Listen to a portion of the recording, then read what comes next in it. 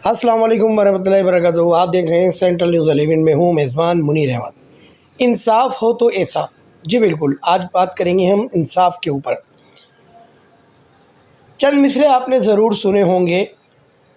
खड़क सिंह के खड़कने से खड़कती हैं खिड़कियाँ। जी बिल्कुल, ये किसी फ़िल्म में भी एक पड़ोसी मुल्क के बड़े मशहूर फिल्म स्टार ने बात कही थी। आइए हम इसके पीछे की हकीकत क्या है वो आपको बताते हैं। आपने ये मनकूला तो बचपन से सुना होगा, मगर इसके पीछे की दास्तान का नहीं पता होगा। खड़क सिंह पटियाला के महाराजा के मामू थे। पटियाला के सबसे बासर बड़े जागीरदार और गांव के पंचायती सरपंच भी थे। एक दिन मामलात से तंग आकर भांजे के पास पहुँचे और कहा कि शहर के सेशन जज की कुर्सी खाली है, मुझे जज लगवा दें। इन दिनों किसी भी सेशन जज के आर्डर अंग्रेज़ वायसराय करते थे। भांजे से चिट्ठी लिखवाकर खड़क सिंह वायसराय के पास जा पूछे। वायसराय ने खत पढ़ा। वायसराय, नाम खड़क सिंह। वायसराय, तालीम खड़क सिंह। तुसी मैनू जज लाना है या स्कूल मास्टर? वायसराय हंसते हुए सरदार जी से, मेरा मतलब कानून की कोई तालीम भी हासिल की है या नहीं? अच्छे बुरे की पहचान कैसे करोगे? खड़क सिंह ने मूंछों को ताव दिया और बोले, बस इतनी सी बात? भला इतने से काम के लिए गधों की तरह किताबों का बोझ क्यों उठाऊं? मैं सालों से पंचायत के फैसले करता आ रहा हूं। एक नज़र में भले चंगे की तमीज़ कर लेता हूं। वायसराय ने सोचा कि भला कौन महाराजा से उलझे। जिनने सिफारिश की है वो जाने और इसका मामू। अर्ज़ी पर दस्तखत कर दिए और खड़क सिंह जस्टिस का फरमान जारी कर दिया गया। बात यहीं ख़त्म नहीं हुई, क्योंकि बात अब उस मिसरे के करीब पहुंचने वाली है। अब खड़क सिंह पटियाला लौटे और अगले दिन बतौर जस्टिस कमरा अदालत में पहुंचे। इत्तेफाक से पहला केस कत्ल का था। कटहरे में एक तरफ 4 मुलजिम और दूसरी जानिब एक रोती खातून थी।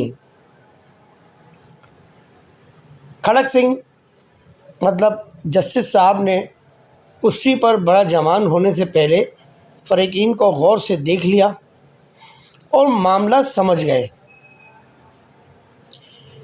एक पुलिस अफसर कुछ कागज़ लेकर आया और बोला, माय लॉर्ड, ये औरत क्रांति कौर है।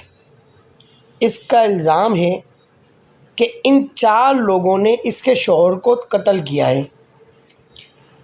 जस्टिस खड़क सिंह ने औरत से तफसील पूछी। औरत बोली, सरकार, दाएं जानिब वाले के हाथ में बर्छा था और बराबर वाले के हाथ में रांती थी और बाकी दोनों के हाथों में सूटे थे। ये चारों कमात के ओले से निकले और खसम को मार मार कर जान से मार दिया।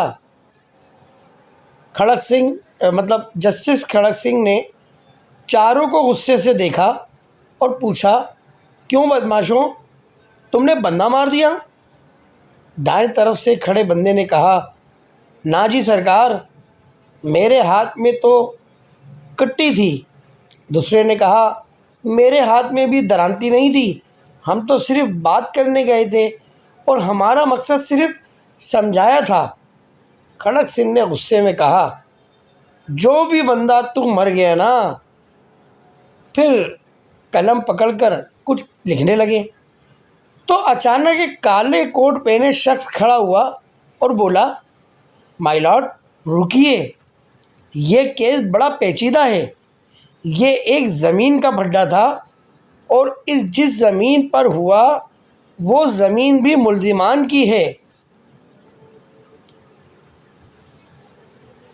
भला मकतूल वहाँ क्यों गया? खड़क सिंह मकसद जस्टिस खड़क सिंह ने पूछा पुलिस अफसर से, मकतूल वहाँ क्यों गया? ये काले कोट वाला कौन है? जस्टिस खड़क सिंह ने सवाल किया पुलिस अफसर को देखते हुए कि ये काले कोट वाला कौन है? जस्टिस खड़क सिंह साहब को बताया गया, जनाब ये इन चारों का वकील है। पुलिस वाले ने जवाब दिया, तो उन्हीं का बंदा हुआ ना जो इनकी तरफ से बात कर रहा है। फिर खड़क सिंह ने वकील सफाई को भी इन चारों के साथ खड़े होने का कहा। फिर एक सतरी फैसला लिखकर दस्तखत कर दिए। फैसले में बड़ी अजीब बात लिखी थी, अब जो मैं आपको बताने जा रहा हूँ। काश ऐसे फैसले हमारे यहाँ की अदालतों में होने लग जाएं, तो आज जो हज़ारों केस पेंडिंग में पड़े हुए हैं, दर्जनों सैकड़ों लोग सिर्फ इंसाफ के मुंतज़िर हैं, उनके साथ इंसाफ हो जाए। फैसले में लिखा था, इन चारों कातिलों और इनके वकील को सुबह सादिक फांसी पर लटका दिया जाए। पटियाला में हलचल मच गई और लोग खड़क सिंह के नाम से थर-थर काँपने लगे कि खड़क सिंह मुजरिमों के साथ साथ इनके वकीलों को भी सज़ा दे देता है। अचानक जराइम की शरह सिफर हो गई। कोई वकील किसी मुजरिम का केस ना पकड़ता। जब तक खड़क सिंह पटियाला जज रहे, रियासत में खूब अमन रहा। आस पड़ोस की रियासत से लोग अपने केस खड़क सिंह की अदालत में लाते और फौरी इंसाफ पाते।